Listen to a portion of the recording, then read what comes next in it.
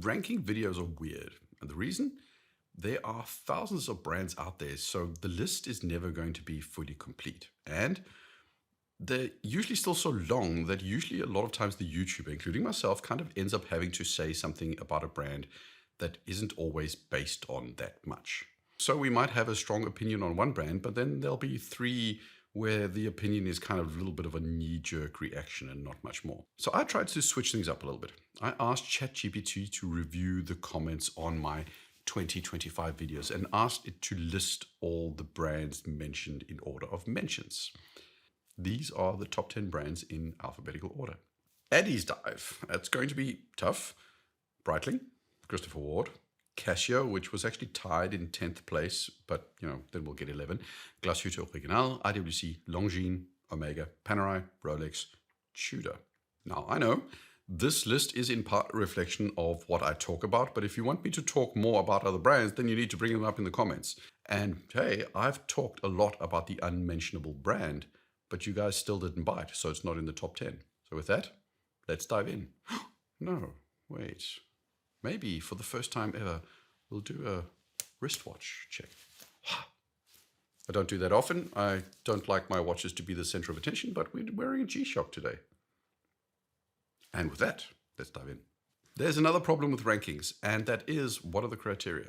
Pete over at Pete McConville Watches makes a good point that sometimes it's just opining for the sake of opining, and arguments kind of shift depending on the position. So I need some criteria to keep me consistent, and I'll be looking at these brands through the following lens. Who's their target audience? How strong is their current lineup for that audience? How exciting or innovative are they? What is their price to feature ratio? And would I buy them? Breitling's target audience is non-enthusiasts. On their website, they even call themselves a generalist brand. That should essentially say it all. Breitling aims for the general consumer. Somebody that wants a nice, shiny luxury watch from a brand that they know. They've got a solid lineup. The Super Ocean Heritage competes with models like the Seamaster 300M, the Submariner. The Chronomat serves as their kind of core sports watch. The Super Ocean targets tool watch enthusiasts, and the Premier line caters to those seeking premium heritage-inspired pieces with unique complications. Overall, it's a strong, versatile collection with very few weak links. It also has trendy options like the top time models, which are, I think, for younger buyers.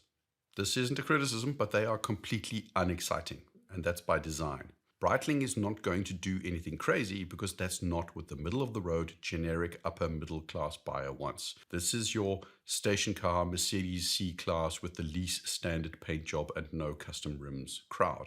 But boring and plain is their strength. I'm their kind of customer. There are customers that precisely like this, and they are completely delivering for that kind of customer. Breitling watches have long seemed overpriced compared to even other premium brands like Tudor. While their models are flashier and feel more upscale, they've used good movements, B01s, the Kinesis, but still they cost more than Tudor. And with the introduction of the B31 movements in the top times and the Super Oceans, they've improved both technically and visually. They've enhanced value, and they're definitely in a better space, but I wouldn't say they are industry leading in any way in terms of value. So middle of the road. Would I buy them?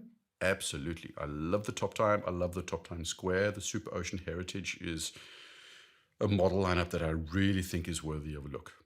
Also, remember to subscribe. I do my very best to make content that's worthy of your time. If you agree, then give the channel a shot and click the subscribe button. If you're a really brave soul, then you'll also leave a thumbs up and maybe even a comment. Thanks a ton. Tudor aims at value-focused buyers and gains support from watch enthusiasts and online content creators. Their bold models like the FXDs, the discontinued PO1, they generate community buzz. And while Tudor watches are not cheap, consumers often praise their strong value for money compared to luxury alternatives. Tudor is in a sense also in the boring phase. The last 15 years have been all about re-establishing their brand, but now the Black Bay lineup is complete. So is the FXD lineup. Their dress watches are a little bit forgettable, and the Royal still, to me, needs an update, but the rest is a full lineup. They've focused recently on special colorways, collaborations, regular material, or dial variations.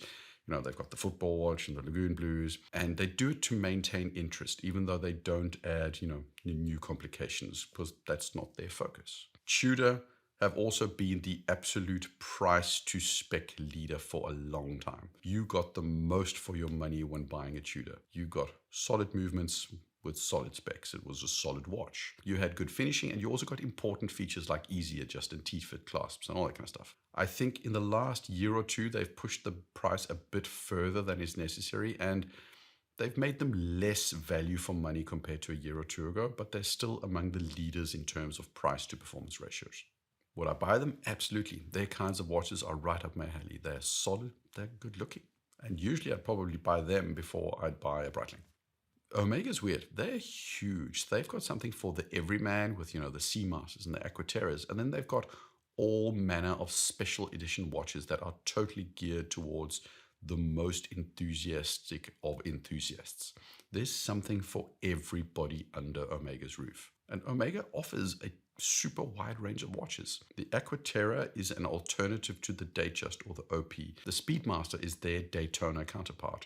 And the Seamaster and Planet Ocean cover both dress and diving needs. They also produce models like the Globemaster and the Railmaster and the DeVille and the Constellations. They've got limited editions. They've got complex pieces. They've even got minute repeater chronographs. Their collection spans simple and complicated designs with so many high quality options, many of which are really, really good.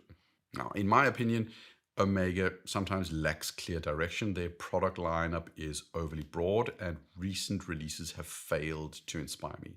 I have questions about the target audience for new models like the Aquaterra with the ceramic dial. Innovations such as spy technology are limited to a single model. And in the meanwhile, competitors like Tudor have caught up in terms of base specs and features. Overall, sometimes it feels to me Omega is stuck in the past and needs significant change at every level. But on the other hand, they're doing fine. When it comes to price to performance, they are no longer as competitive as they used to be. There was a time where they had the mantle that Tudor more or less holds today. Today, Omega, I don't feel, is markedly more compelling than Breitling in terms of price to feature ratio. Would I buy them? Absolutely. There are so many watches in the catalog that I would consider, and this is where the businessman in me always questions if all that variety is a good thing, but for me as a consumer, it's fabulous. Patek is for the man who flexes his power in the boardroom. Rolex is for the person who flexes his salary in the office. I said that a while ago, and I do think it holds true.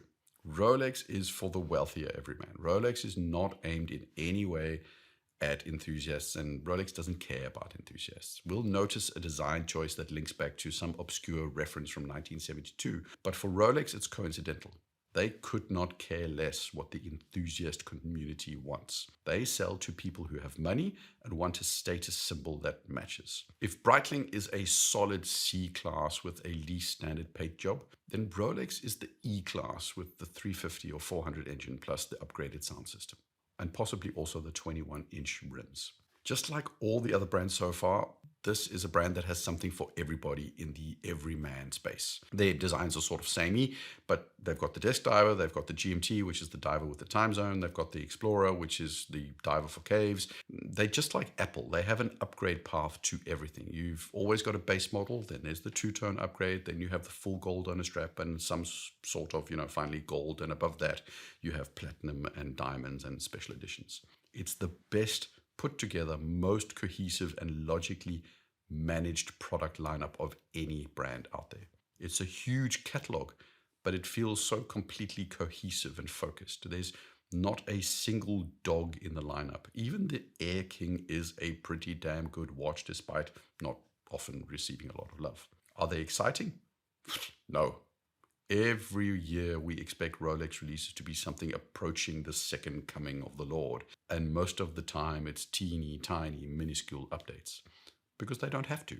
When you're the undisputed, most popular, most coveted, most desired brand in the world, you don't need to rock the boat. And sure, you need an integrated bracelet watch, but that's about the extent of their creativity. And then we get to price to value ratio. Especially in this past year, I've spoken to a lot of industry insiders, people at other brands, manufacturers, suppliers. I've spoken to Swiss, to German, to Chinese, to Thai, and even Taiwanese suppliers. And you know what the commonality is when it comes to Rolex? They all consistently say Rolex is the best. We can't do what they can do. I spoke to an industry insider the other day. I told him about somebody's comments, in my comments, that wrote that Rolex got their click springs from a factory in China. Click springs are the things you use on some types of turnable bezels. And he just laughed. And he said two things after that. First, he said the person who said that doesn't know what they're talking about. The second thing he said was, odds are Rolex probably spent 1 million Swiss francs experimenting with their in-house foundry, adjusting the composition and temperatures of the smelting process to come up with an alloy that has a specifically adjusted Vickers rating and other ratings that make their click spring precisely the one that has the durability and the action that they specifically want. He also said a third thing, which is they've got so much money that they can throw R&D in things to go that extra mile that just others can't do. So the rest of us, we can get close, but we don't have the kind of money and the kind of cash to throw at getting that that extra 1%. And their efficiency, their detailing is just at another level. Their perfectionism is another level. I can't get anybody to say anything else. I see the comments from the Rolex haters, but I've spoken to so many insiders, and no matter who they are, even when they're completely off the record, even the Chinese manufacturers, they are consistently in awe of what Rolex can technically do. Are they the best watches in the world? No. Are they world leaders in terms of mass production? All insiders say yes, with no exceptions whatsoever. That doesn't mean, though, that their watches aren't massively marked up. Rolex charges a premium. They are entirely on the far end of the diminishing returns curve. They just don't half-ass it, and it's the sum of all those little details where other brands would cut corners to save a buck. I've got the IWC Pilot Mark 20, and those of you that have a Mark 20 or have heard about the Mark 20, there's a little feature that doesn't happen on my watch, but it happens on others, and that is when you pull the crown out, I think it's the hour hand that moves a little bit, or is it the minute hand? It's not important. The point is, a lot of people, this goes around in the comments in sort of Reddit forums and stuff like that, with people saying this is a defect. IWC, and I've spoken to them about this, they do not see it as a defect because it doesn't affect the functionality of the watch. It's a little bit annoying that when you pull it out, one of the hands has to jump and then you have to reset it, but it doesn't damage the movement in any way. It's not a fault in the technical sense of it doesn't do anything bad. But the fact is, it annoys some people. And the thing is, Rolex wouldn't allow that kind of thing to happen. It might not technically be a defect, it's just a design quirk. Rolex wouldn't allow that quirk because that would ruin the experience, and they would pay the extra money. They would put the extra money to make sure that little teeny tiny thing didn't happen. Rolex doesn't cut corners, and like it or not, masses of people are willing to pay for it.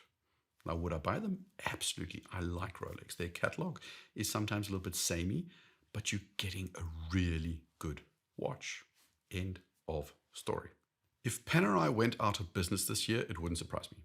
Panerai is totally a niche brand. On paper, they have a diver in the submersible, a diver in the Luminor, and a diver in the Radiomir.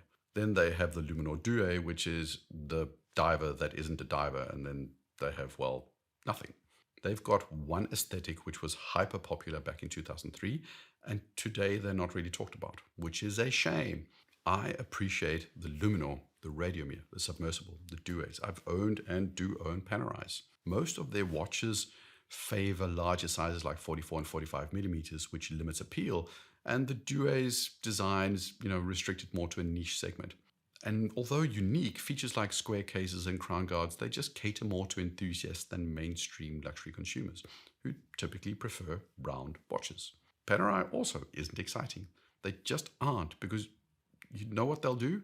Every year it's a new Luminor with a Carbotech something. They'll have a new colorway or a different polish or a different engraving on the back in 44 millimeters. Some of the watches look really good, but it's always fundamentally the same watch. The price to value ratio at Richemont also, especially for Panerai, is poor. Panerai uses the P900 movement, which is derived, I think, from a Baumatic base, which is similar to the IWC 120-hour power reserve movement in the Mark 20. But they charge more despite offering fewer features and simpler finishing compared to the IWC. Their movements are fine. The main collection's pricing just does not match the specifications provided. It's just out of whack, as the kids would say. So would I buy them? Never, ever new, as in never. They're too expensive. But I like the designs and the watches, absolutely. It's just very much a niche product. Glasshütte Original is also for the niche buyer. It's for the person that wants to get a whiff of what high-end brands can do at a slightly lower price. If a Lange 1 is out of your league, then get a Panamatic Luna. If you want something with a little bit more personality and hand finishing than a Submariner, then get a CQ. It's got a hand-engraved regulator. You don't get that on a Rolex. They're not quite dressy, but they are watch interested in their designs.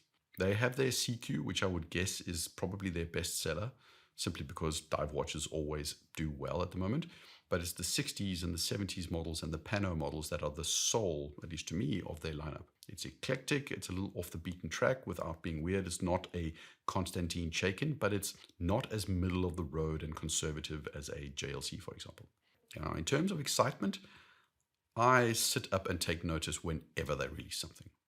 Panamatic calendar, that's an in-house movement innovation in a striking package. Even when they did the small thing of offering a display case back on the CQ, I was impressed. You could go in and have it added to your existing CQ if you wanted to. They're doing their own thing, and as far as I'm concerned, they're the Swatch Group brand that is most interesting and seemingly most left to do the thing they want to do for themselves. They haven't had ETA movements forced down their throats, and they do what they want to do. As for price to performance, they're not cheap, but you get a lot for your money. The case in point, the CQ Pano, a couple of details. You see the clasp? That's the exact same clasp from the exact same factory as the one you'll see in a Lange Odysseus or the new Moser dive watch. It's got a swan neck regulator. At that price, that's rare. And another little detail, and I just love this, on a Lange 1, the big date window numerals are not flush. The left numeral is ever so slightly higher than the right numeral, and on the Pano from Glasshütte, it's flush. You're paying for micro details like that. You're paying for craft, but they offer a lot. And I would totally buy them at retail. Sure, they drop in price and they don't hold their value at all, but retail would be a perfectly acceptable price for me, at least on all their steel models. Addiesdive. Guys, why do you do this to me? Couldn't you at least have said San Martin?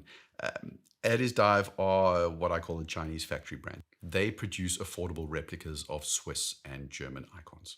This is where I prepare to scan for the comments about, well, actually, they've transitioned more and more to their own original designs, so it's unfair to call them a replica brand. And fine, they are definitely doing something original. But their bread and butter is not selling these watches. As far as I can tell, this is a storefront to showcase what they can do, so manufacturers can call them and ask them to make some bracelets for them, or clasps, or dials, or whatever. Their goal is not to conquer the world and outcompete the Swiss. Their goal might be to take a bit out of the segment that buys Citizen and Seiko and Orient, and maybe also Tissot or something like that. But their priority is what their factory can be used for, not consumers. And they do it really well. Now, Addiesdive, this isn't Addiesdive, but San Martin did a Guilloche dial the other day that I haven't seen in the metal. And you can tell it's machined, even in videos. But there's something there where they're offering something where I'm convinced some brands are going to call them and say, hey, can you make these dials for us? Because they're pretty darn good. But I also have to be fair, because when I talk about Glasshütte or Omega, I've had hands-on of hundreds of those brands' watches. Addiesdive isn't in any AD, so I've handled a few. But unless somebody I know has bought one, I can't speak as in-depth to them. But what I've seen, it's a pretty decent $300-ish watch. It's not as good as a Rolex. It's not even close. There are perceptible flaws and inconsistencies compared to a Tudor or an Omega. But for $300, they are exceptional value. They don't get me excited because it's mainly replicas, and replicas don't get me excited. But what they do really well, and I respect that. Now, would I buy them that often? No, because the replicas don't interest me. I have zero problem with other people buying them. I just prefer spending my money a little bit more on originality. And as of yet, I haven't fallen over anything in their catalog that really holds my attention from the, originality perspective. Would I recommend them? I'd say go over to Ben's Watches. He's probably the closest to an authority on the comparisons of all these kind of factory Asian brands. Based on my limited experience, Addiesdive is among the better brands in terms of build and finish. IWC is mass market, but they're trying to capture the cool kids. They're more expensive than Tudor, but they're trying to catch the same kind of edgy kids. There's a nod to enthusiasts here and there, but they clearly position themselves as mainstream but cool. The road less traveled. Breitling is for the settled luxury buyer. IWC is trying to go for the first mover, especially since they relaunched the Ingenieur and with the F1 Brad Pitt movie collab. The Aquanaut, I think, needs an update, but the pilots, they are cool, they're good looking. The Mark 20 is a good option for, an alternative to an Aquaterra or a Datejust or a Club Sport or a million other watches like it. The Portuguese is a good dress watch, but not quite a dress watch. The Ingenieur is a stellar watch design, but it's got a price premium that they can apparently get away with, but is really, really high, all things considered. And they have a lot of decent complications at prices where you typically don't see those kinds of complications, except, for brands like Frederic Constant. I consistently pay attention to IWC. They're not super exciting, but they do a little bit of what Tudor also does. They've got a good pilot chrono, and then they launch a model with a new material or a new case color. They have the Ingenieur, and they offered it in a new size or with a new complication. The lineup, apart from the Aquanaut, is complete, and it's all about those seasonal variants. They're not value leaders. It's Richemont, so they're definitely optimizing where they can. But IWC doesn't, to me, feel like they're cutting corners in the way that Panerai does. The Mark 20 costs the same, more or less, as an Aquaterra and a Breitling Top Time. Specs are ballpark similar. Finishing is ballpark similar. It's okay, but value isn't a word I'd apply. Would I buy? Absolutely. But I'd probably lean more to grey market purchases where there's a lot to choose from and a decent amount to save. Longines is trying to be Tudor but cheaper. They are locked by Swatch Group into the upper mid-value space, and they're aimed at the general consumer. They keep it simple. They don't faff around with weird complications and special editions. They've got one of the best GMTs on the market in the Zulu time. The Magitech is a left field favorite of mine. The Hydro Conquest is decent, but not class leading, but a very good dive option. I'd probably choose a Black Bay over that one specifically, but that's more an aesthetic thing. The Conquest is a good, affordable sports watch. The Spirit, fabulous watch. You can't really go wrong. There are some things in the catalog which I just gloss over, but there are no dogs. There's just a lot of really, really strong offerings. They're not, again, exciting. Swatch Group has decided that Longines is a paid-by-the-numbers brand. Their marketing is a little bit forgettable. They rarely do anything hugely surprising. They use special ETA movements. They stick to their lane that's assigned to them by Swatch Group, and that makes for something good, usually, but also leaves them vulnerable to external pressures in terms of trying to come out with something interesting or innovating in terms of specs and features. They're a little bit of a follower brand, and they're not a first-mover brand. A lot of competitors who have more room to maneuver could eat market share from them. But the fact is, the watches they have, like I've mentioned, are really good ones at the moment, and they're good value. You get a lot for your money. Finishing, specs, features are typically very good, and I'd say they are entirely competitive with Tudor for the most part. And would I buy? Absolutely. Especially watches like the GMT, big fan. Magitech, it's close to being on my list. It's not at the moment, but it kind of pops up every now and again. Christopher Ward now sells over 40,000 watches annually. That's more than Oris, and it's thanks to rapid growth from the Bel Canto series, which showcases their range. Christopher Ward targets two markets, essentially. They've got value-focused models like the Trident line at $1,000, $1,500, and then they've got premium offerings such as the Bel Canto, the 12X, Moonphase. They're for enthusiasts featuring advanced complications, higher price tags, but they function as headline grabbers, and that's what gets enthusiasts excited. Their strongest offerings are watches like the Bel Canto and the 12, which is a class-leading integrated bracelet watch. Their lineup is kind of a come for the Trident, but leave for the 12X bait and switch. Their base lineup doesn't usually excite me that much. It's the edgy stuff like the Lumiere and the Bel Cantos where they play around with different things that get me interested. And yes, I do think they're exciting. Not necessarily because I think all their watches are fabulous. I don't. The base divers are fine, but not necessarily hugely different from so many others. I'd choose a Formex, for example, over a Trident. The base field watches are great, but not necessarily class leading in any way. They don't just do colorway updates like Tudor or Longines or Omega. They actively try to do something that generates interest, and that works really well for them. They try to push the envelope in terms of the feature set you can offer at a given price point, and so far they've been really good at it. And some people knock me for my affection for Christopher Ward, but I don't really care. For me, my affection is not just about their products, it's about their willingness to push the boundaries of what they can do. Apple is boring to me because Apple just updates the iPhone these days. There's nothing new. It's a faster piece of silicone. It's a faster refresh rate screen, but it's still just another iPhone. The Vision headset, which I think is stupid and pointless, was exciting though from the perspective of Apple because it was not just an update, it was something new. And that's what I like about Christopher Ward. Longines haven't launched a spec'd out world timer with a custom movement. Tudor haven't tried to launch a Rattrapante chronograph for under $6,000. They just do a new chrono variant with the BO1 movement. The willingness to try is what keeps my interest. Would I buy? Yes and no. Like I said, it's about the company and less about the product. The divers are nice. I have a 12, which I truly enjoy, and I like the 12X, but the watch itself doesn't appeal to me. Neither does the Bel Canto, but I was really close on the Lumiere, and that was a really cool model. And the point is they launched some stuff, and overall it's a hit for a lot of people, but I tend to look at the specific watch, appreciate it, and as yet those special releases haven't always quite hit the spot personally for me. I'm dreaming of them doing something interesting with the SH21 movement and a chronograph or a GMT. That would be cool.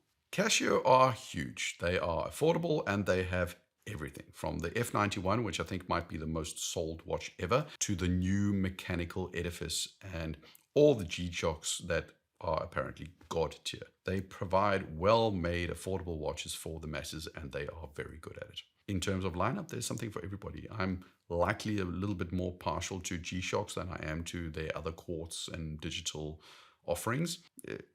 But this is a company that is really good at making really good, affordable watches. Biggest win at the moment is their mechanical edifice model, which I think is a game changer potentially.